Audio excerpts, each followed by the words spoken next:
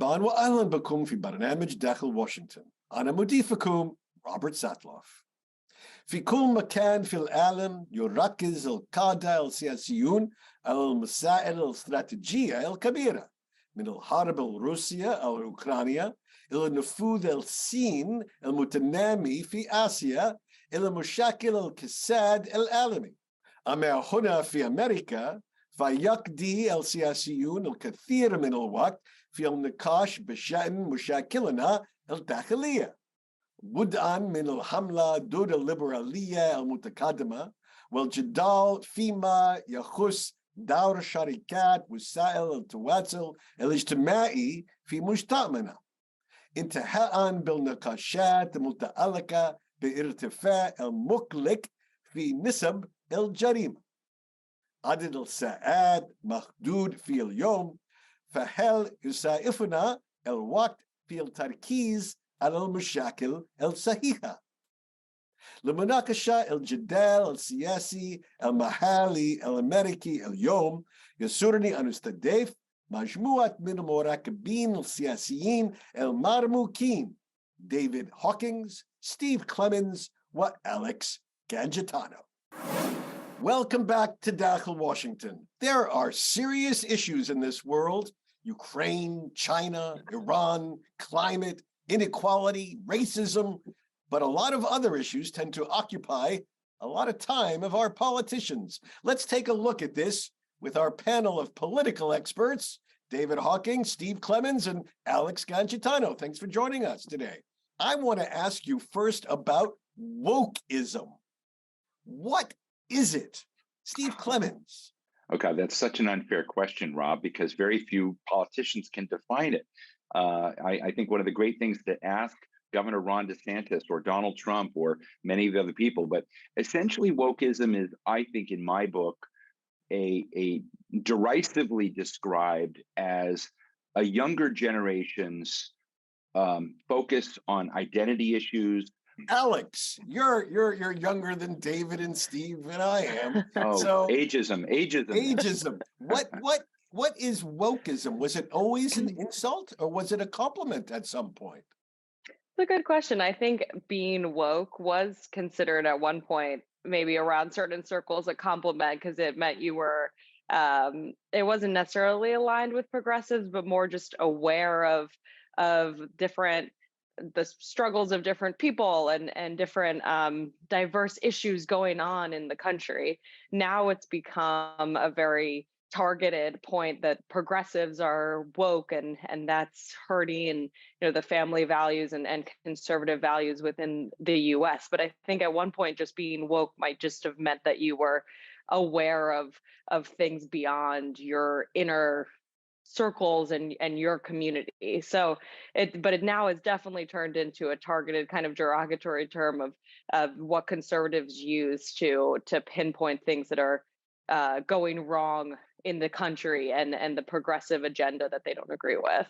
So David, many Republicans seem to be lining up to make these cultural issues, whether it's banning books in school libraries, restricting healthcare options for transgender people, restricting what college professors can teach, to make these major political issues. Are there a lot of votes out there on these topics? There are a lot of votes in the country. Does the country support these things? I think, on balance, it seems that they do. I think we're still what they call a center-right country. They're on balance.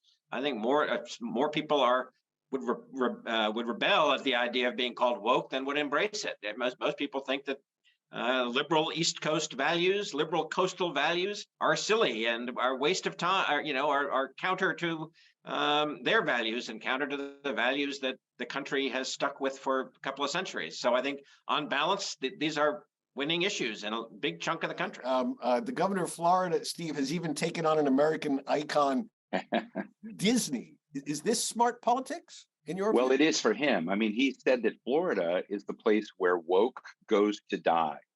And so a place like Disney, which is, has a gay day, for LGBTQ people and visitors, a place that is having struggles over race and identity and policing. We've had, of course, a lot of battles about this, about schools. You just mentioned critical race theory being taught in the schools is very controversial with some parents. And so bills in Florida promoting this in there. And so what's happened is, if you're an environmentally concerned person, if you are concerned about, race and identity in the country, if you are concerned about policing gone bad, as we've seen with the murder of Tyree Nichols or George Floyd, and you raise these issues, you're today thrown in the basket called woke. And that is looked at as an attack on the values that Governor DeSantis is promoting, which is sort of be the good old America where we didn't have to worry about race and the environment and carbon in the air and all of that. So to a certain degree, taking on Disney is a battle against all of these things, which is rather ironic since Walt Disney himself was a very far right conservative. But the notion that everyone is equal, that all races and identities are welcome in a place, and that this special, unique space in Disney World in Florida would have, an ability to self-govern in that environment, to create a safe space. That is what DeSantis challenged, and that's very popular among conservatives. So, Alex, we're talking about things that are occurring out in the hustings, as it were, out in Florida, Texas, and places far away from Washington. Someone who covers Capitol Hill, who speaks to Republicans and Democrats here in Washington, to what extent do these culture wars invade the inside the Beltway political debates? Yeah, it's a good question. I think it's definitely important to note that we're here in Washington having discussions about this, talking to folks on Capitol Hill, but we're part of the kind of coastal elite of what is this bubble that's different than what's going on around in the rest of the country. So it's definitely important, I think, for reporters to go talk to people in these local areas and get out of Washington. That's one point. But I think in terms of how much it's debated here and discussed, when you see a Donald Trump or Ron DeSantis talk about taking on wokeism and how these progressive values are hurting family values, that's something that people on Capitol Hill are also diving into. A lot of these far right conservatives are bringing up these points again and again and making sure that it's part of the rhetoric on Capitol Hill. And I think that's a lot of just gearing up for 2024, that they want to make sure these issues are in the forefront. They want to be able to come back to their constituents and say, these are issues that us conservatives are working to combat, so that you don't have to worry about what your child learns in school, and you don't have to worry about, if your child encounters somebody who is LGBTQ or trans or whatever else that people are in these states hearing that they should be concerned about. So I think it's definitely something that members of Congress are leaning into, because these culture wars are going to be such a hot button topic for the next 2 years. And they know that this is something that voters are starting to really care about, because they're hearing all this rhetoric about it. So, David, help our viewers understand this, put this into a little context. I'm no political philosopher, but isn't the Republican Party traditionally the party of individual rights, and the Democratic Party traditionally the party of big government? And now you seem to be getting a deep blurring of what these parties traditionally stand for. Well, I think that's an excellent point. I mean, it's the world turned on its head. One thing I just tangentially want to say, which I know Alex and Steve would both say, which is politicians in this country do what works. On the right, the people who do care about this stuff deeply are willing to spend money to support that position. And so advocating for anti-wokeism is a surefire way to raise campaign cash. And the right is doing that. But I think your larger point about American politics turned on its head is, you're right. This is, it used to be the libertarian streak, the live and let live view, let everybody do their own thing, was the mantra of the Republicans, and the Democrats were viewed as the big brother party that would want to come in and impose its and in some ways, the Republicans still think that of the Democrats. The Democrats want to come in and big brother impose their liberal social values on the whole country. And the Republicans would say, let us have local standards. And if we in Middle America, want to prevent transgender kids from using bathrooms that they were not assigned to at birth, then that should be our decision. I guess that's the one way in which the Republicans think they're being consistent, is they think federal government is imposing, the Democrats want to impose rules nationally, the Republicans want local control and have different cultural values, different rules around cultural values, depending on whether you're in the middle of Indiana or the middle of Los Angeles. And Steve, you follow this quite closely. Are there old-time Republicans who are saying, "Whoa, we're going too far with this with these culture wars"? Of course there are. There are Republicans who've been in both the House and the Senate who worry. The classic conservative position is, as you just said, worried about government having too much power, imposing too many regulations. I think David is right that there was a time when the Republican Party was the deregulation party, the party of small government. Grover Norquist of the Americans for Tax Reform talked about strangling government in the bathtub. That era seems to be over. I heard a very prominent conservative commentator on National Public Radio recently talk about the fact that industrial policy, which is picking winners and losers, which would never have been something any Republican politician would have signed up to. He says both parties want industrial policy. Both parties are comfortable with winners and losers. They just want to both control who the winner is, and they've got different lists. That's a very big change in American politics. And when it comes to social policy, when it comes to issues of discussing like wokeism, that's going well. There's much, much more demand by each party to use federal power to basically punish the other side politically and to try to enforce the world that they want at the exclusion of the other perspective. And that's a very big change in the American political scene. And when we come back after the break, we're going to apply that basic question to how the two parties are looking at social media companies and the intense politics surrounding the idea of regulating some of our biggest social media entities. In just a moment.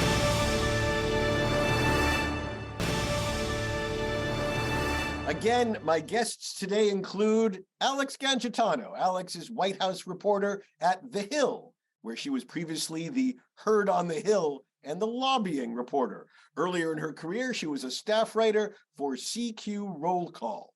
David Hawkins. David is senior editor of The American Leader, a nonprofit taking on America's biggest systemic problems. He was also the founding editor of thefulcrum.com and spent 2 decades as senior editor at CQ and Roll Call, 2 must-read news sites covering Capitol Hill. And joining us is Steve Clemons. He is the founding editor-at-large for Semaphore, a new international news site. Previously, he was at The Hill, The Atlantic, New America Foundation, and the Nixon Center for Peace and Freedom.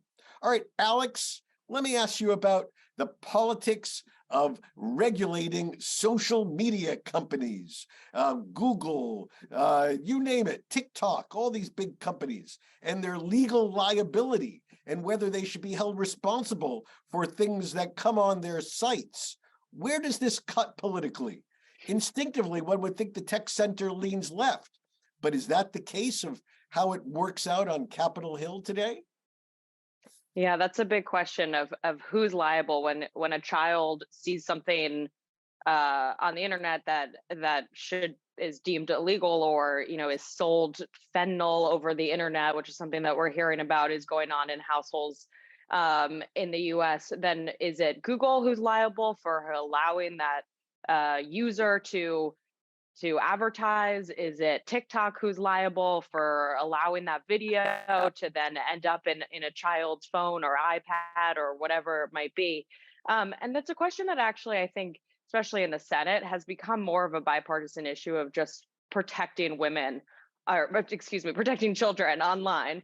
And, that these social media companies, I think it's become more of a bipartisan issue, just needs to be looked at. And in terms of regulation, I think that, not everybody's on the same team of how much these need to be regulated, but in terms of just protecting children and reining in the kind of things that people can see online, I think is definitely something that senators especially are looking at, and think that, there needs to be some answers to questions like this. Well, take something like the politics of Twitter, Steve. Elon Musk is a major figure in American politics today. Issues of free speech, control of free speech. How does that work out politically? How does it break left-right? Well, I think there are lots of shades of gray, honestly. I think Elon Musk is controversial. I think that in the name of free speech, he has brought back into Twitter lots of people who have been charged with and even indicted, challenged for hate speech, for false speech, for purposeful toxicity, and planting false information to create what they would call engagement in the social media, but often, feuds and fights online. So my view is I think we're nowhere near the end of this battle, and the United States has been very poor at defining a line of what's appropriate. Who's been good at this relatively, or who's done it, whether it's good or not, are the Europeans. And so what de facto happens often is the inability for both the Congress or the judiciary, now some of this is being debated in the Supreme Court, to come up and define that line of accountability and responsibility for content that flows over social media platforms.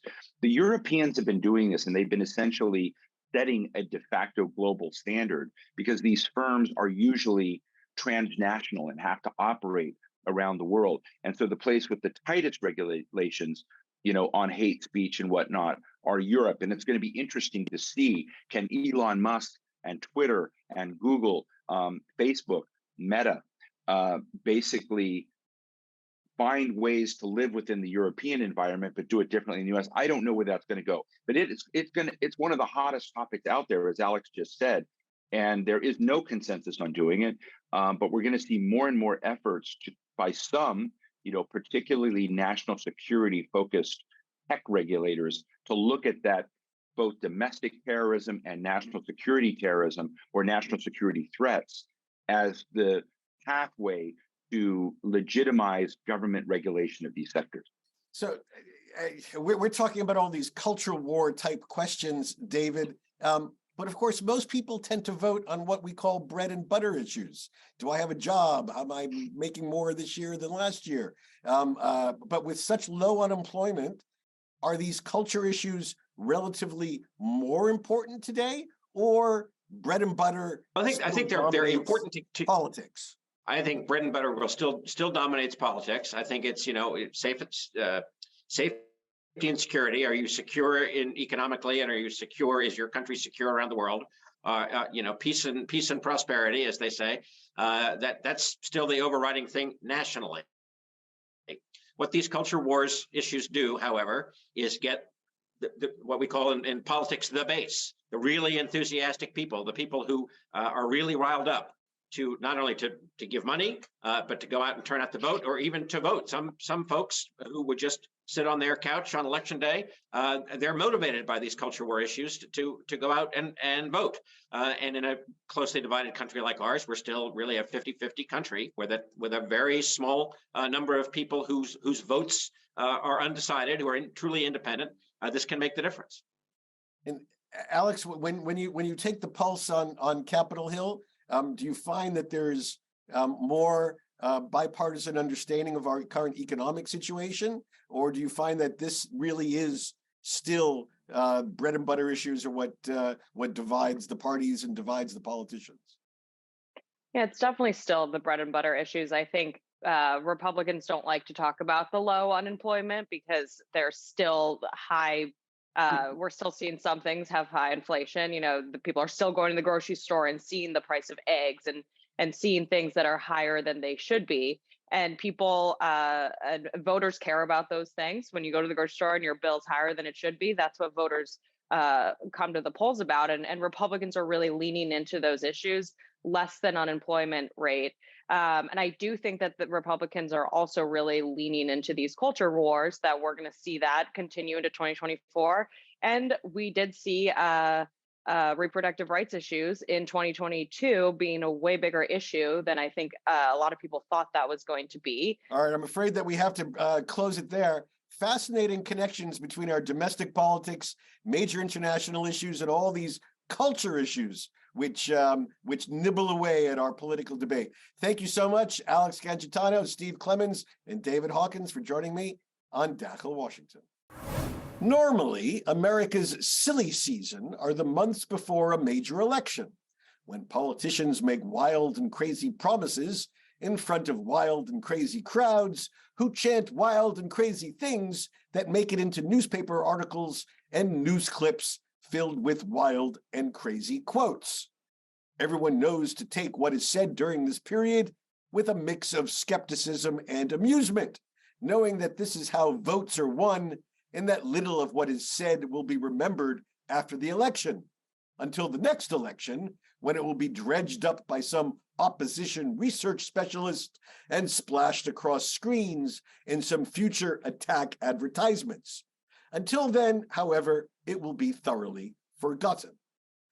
This year, however, silly season seems to be coming early, as politicians, often on the right, but not necessarily so, are taking turns jousting with imaginary dragons. For many of them, the dragon du jour is wokeness, an illness which produces diminished political capacity among those, especially liberals, who are accused of falling victim. It's difficult to define precisely what wokeness is. Originally a colloquial term used by Black Americans, the dictionary explains it as, quote, a state of being aware, especially of social problems such as racism and inequality, which is accurate, but it doesn't quite capture the caricature aspect of the term. What started as a compliment has now, far more often than not, become an insult, a slur, a joke. But it is no joking matter, at least not as far as the extremes are concerned. Brilliant ideas like defund the police, really, ending it all together, allowing emotional support snakes onto planes, elevating worthy goals like diversity and inclusion above merit as requirements for admission to jobs in college, sometimes even the only requirement. These are not joking matters. They affect lives, careers, reputations, and in the hands of extremists, as opposed to moderate people, it's dangerous. So too with the anti-wokeness advocates. A strong, reasonable defense of free speech makes sense. That's what universities should be all about, in my view. But the relentless campaign, such as the one by the governor of Florida, to investigate the course curricula of university professors and ban teaching topics he believes is too woke, is that free speech? No, it's the opposite of what universities are supposed to be about. So too with such anti-woke efforts as banning provocative books in libraries, even the most modest gun restrictions, and taking aim, if you'll excuse the pun, at transgender people. Whatever happened to common sense? Whatever happened to reasonable people sitting and discussing their concerns and complaints quietly, cooperatively, constructively? Yes, sometimes extremism in defense of virtue is no vice, as Barry Goldwater once said, but those times are rare indeed. Far more often, moderation is the answer in both public life and private relationships. We could use a lot more of it. وصلنا إلى ختام هذه الحلقة من برنامج داخل واشنطن. إن كان لديكم أسئلة أو تعليقات حول البرنامج وبالأخص بشأن العلاقة بين المناورات السياسية والسياسة الخارجية في أمريكا اليوم، تواصلوا معي رجاء عبر تويتر على هاشتاج Inside Washington أو راسلوني مباشرة على الرابط @RobSatloff. إلى اللقاء في الأسبوع القادم، حتى ذلك حين شكرا وإلى اللقاء.